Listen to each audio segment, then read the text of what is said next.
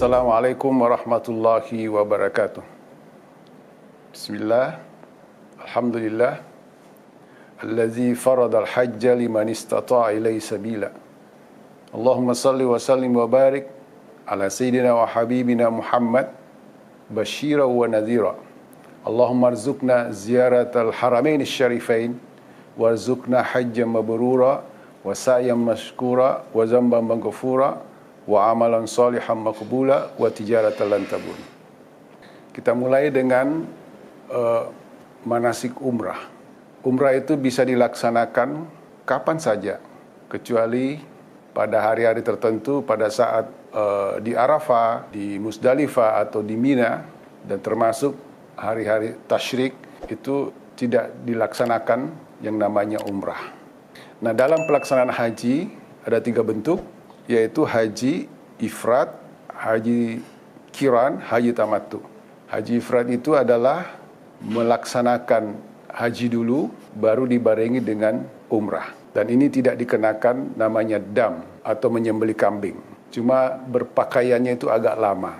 Sedangkan haji qiran dengan niat melaksanakan haji dan umrah atau umrah dan haji sekaligus. Dan ini dikenakan dam nusuk, sesuai dengan aturan yang dicontohkan oleh baginda Rasulullah SAW. Sedangkan bentuk haji yang ketiga ini yang paling banyak dilaksanakan oleh jamaah haji, terutama Indonesia, yaitu haji tamattu. Pada saat berangkat ke tanah suci, ibadah yang pertama dilakukan adalah ibadah umrah. Setelah selesai, maka menunggu saatnya untuk wukuf, maka dia berniat untuk berpakaian ihram lagi dengan melaksanakan ibadah haji.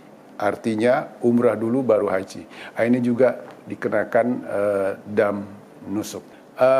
Saudaraku yang saya muliakan, calon jamaah haji, umrah adalah melakukan kegiatan di tanah suci di Makkah Al-Mukarramah yang tentunya dibarengi dengan beberapa rangkaian kegiatan. Oleh karena itu umrah ditetapkan bahwa rukunnya itu adalah ihram atau niat ihram, kemudian tawaf 7 kali tentunya, kemudian diikuti dengan sa'i, lalu tahallul atau memotong rambut, dan terakhir adalah tertib. Jadi rukunnya cukup simple, niat ihram, tawaf, sa'i, potong rambut, tertib.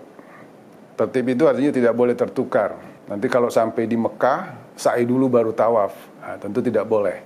Nah, dalam pelaksanaan ini, ketika jamaah haji Indonesia berangkat dari tanah air, dari berbagai embarkasi, nah ada 2, gelombang pertama, gelombang kedua. Kalau gelombang pertama, rutenya adalah dari embarkasi Indonesia, entah itu Balikpapan, entah itu Jakarta, Makassar, Surabaya, Medan, dan seterusnya, berangkat ke Madinah. Itu gelombang pertama.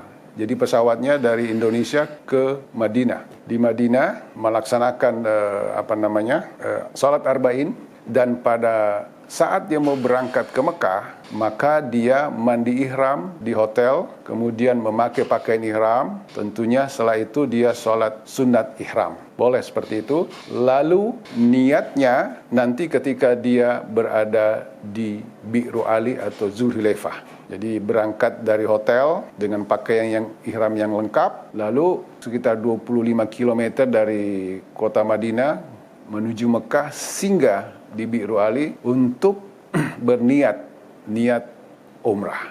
Nah, jamaah harus diingatkan jangan sampai niatnya niat haji. Kenapa dia niat haji?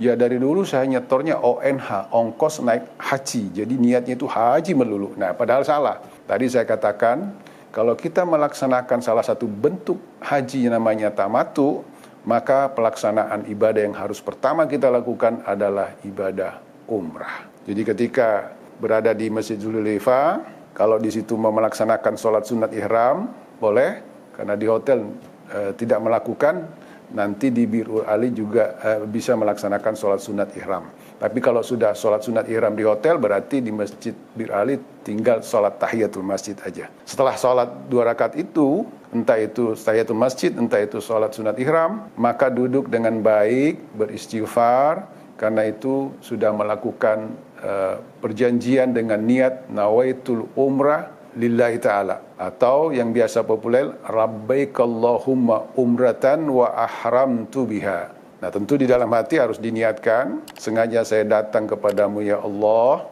untuk menunaikan ibadah umrah dan aku memakai ihram ini untuk berumrah. Setelah itu baru membaca talbiyah, labbaik Allahumma labbaik, labbaik la syarika laka labbaik, innal hamda wan ni'mata laka wal mulk la syarika lak. Kalau bisa diulang sampai 3 kali, baru setelah itu ditutup dengan Allahumma salli ala sayyidina Muhammad wa ala ali sayyidina Muhammad, lalu berdoa, minimal Rabbana atina fid dunya hasanah wa fil akhirati hasanah wa qina adzabannar, dan seterusnya supaya dimudahkan umrahnya dan hajinya nanti, diberikan kekuatan, kesehatan dan seterusnya.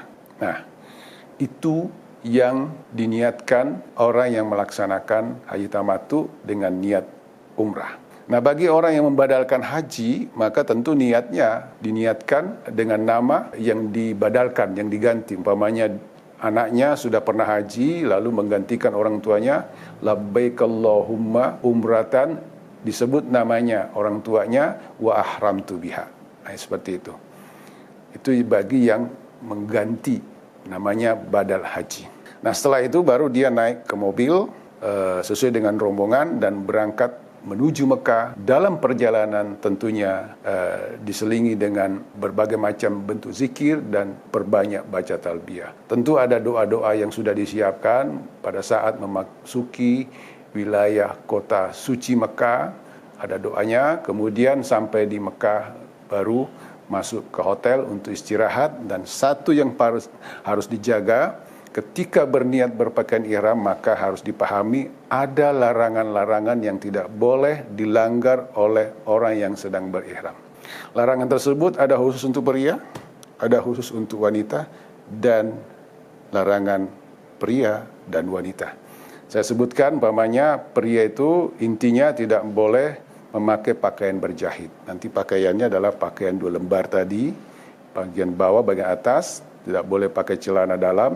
Toh kalau ada uzur, ada penyakit, boleh memakai pakaian celana untuk berihram. Ada biasanya dijual di toko tertentu.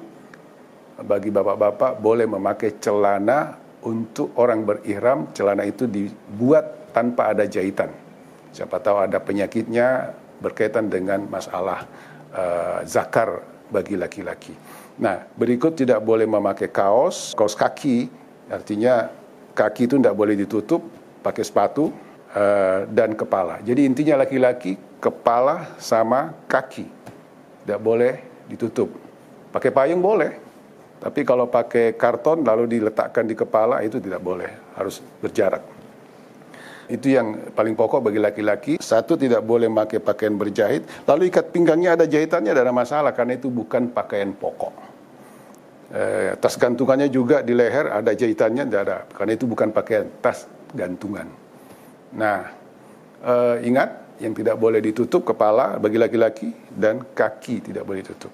Khusus untuk wanita, tidak boleh menutup kedua tangannya, ya, tidak boleh ditutup kedua tangan. Tapi kalau ditutup bagian atas saja, ada yang biasa dipakai ibu untuk salat, tapi ini terbuka, tidak ada masalah. Tapi kalau bisa dihindari aja, tangan tidak boleh ditutup. Yang kedua, wajah tidak boleh ditutup. Rasulullah mengatakan ihramul mar'ati wajhuha. Ihramnya wanita itu adalah wajahnya. Jadi mohon maaf bagi yang pakai cadar, pada saat berihram sepakat para ulama wajah tidak boleh tertutup. Bagi larangan yang sama-sama laki-laki, pria laki wanita itu adalah mereka tidak boleh memakai wangi-wangian. Tapi kalau sebelumnya boleh. Waktu mandi ihram itu boleh pakai sampo, bahkan sebelum memakai ihram boleh pakai minyak harum. Tapi kalau sudah niat, maka tidak boleh memakai wangi-wangian, baik laki-laki maupun perempuan. Memotong kuku, mencabut bulu-bulu, ya. Apalagi yang biasa mencabut bulu hidungnya, walaupun bulu hidungnya sendiri tidak boleh. Ya, memburu atau menganiaya, membunuh binatang, memotong dahan-dahan pohon-pohonan, menikah atau menikahkan, ya, bercumbu dengan istri. Jadi istri itu tidak boleh, walaupun suami istri tidak boleh bercumbu, apalagi bersetubuh. Dan satu lagi, La rafatha wala fusuqa wala jidal. Tidak boleh berkata-kata kotor, tidak boleh berbuat fasik, tidak boleh bertengkar. Itu akhlak haji yang harus dijaga, dan itu berlaku untuk selamanya. Nah, ada yang bagian yang di atas disebutkan sebelumnya itu berlaku pada saat berihram. Saya kira itu. Sampai di hotel nanti hati-hati, di kamar cuma suami istri. Nah, kalau suami istri itu kan dianggapnya ini sudah sampai di Mekah. Sampai di Mekah langsung mandi pakai sampo, terus pakai ihramnya dibuka, bapak-bapak juga begitu, mau ke masjid pakai sarung. Nah, padahal belum dilaksanakan bagian daripada umrah itu, yaitu tawaf, sa'i, tahallul.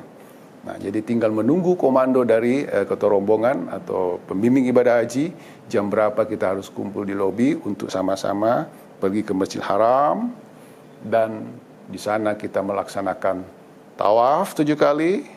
Setelah itu salat, tawafnya pakai ihramnya laki-laki itu ittiba ya, dibuka bagian sini, di kiri dibuka, kanan dibuka, kiri ditutup.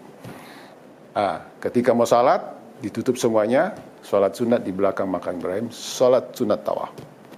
Ya, kalau bisa ketika tawaf niat tawaf umrah ya, niat tawaf umrah. Kalau dia lupa niat tawaf umrah, ada ulama kita mengatakan boleh saja, sah-sah saja, karena memang niatnya adalah niat umrah. Tapi bagusnya begitu kita mulai tawaf, nawaitu tawafal umrah lillahi ta'ala, sengaja tawaf umrah karena Allah. Setelah tawaf 7 kali, ya tentu ada syarat-syaratnya tawaf itu. Tawaf 7 kali, kemudian salat sunat di belakang makam Ibrahim, kemudian mundur ke belakang untuk minum air zam-zam. Mudah-mudahan sudah bisa membaca atau menghafal doa minum air zam-zam. Kemudian pergi ke tempat sa'i. Dimulai dari Safa dan Marwah. Ya. Lalu setelah itu semuanya 7 kali dilaksanakan, lalu memotong rambut. Maka selesailah ibadah umrahnya. Tentu kita harus lihat syarat tawaf itu harus menutup aurat, suci dari hadas, tidak boleh batal wudunya. Kalau batal tentu harus keluar dari rombongan untuk mengambil air wudu di tempat Zam-Zam. Dimulai dari arah Hajar Aswad, ya, menjadikan Baitullah itu sebelah kiri, mutar seperti melawan putaran jam ya. Dilaksanakan 7 kali, jadi kalau kurang tentu tidak sah. Berada di dalam Masjidil Haram, bukan di luar masjid. Boleh lantai atas, lantai 2, lantai 3, cuma kalau 1 kali putaran itu hampir 1 kilo. Syarat sa'i gimana? Dilakukan setelah tawaf, jangan sampai duluan sa'i baru tawaf. Dilaksanakan di tempat sa'i, bukan di luar sa'i.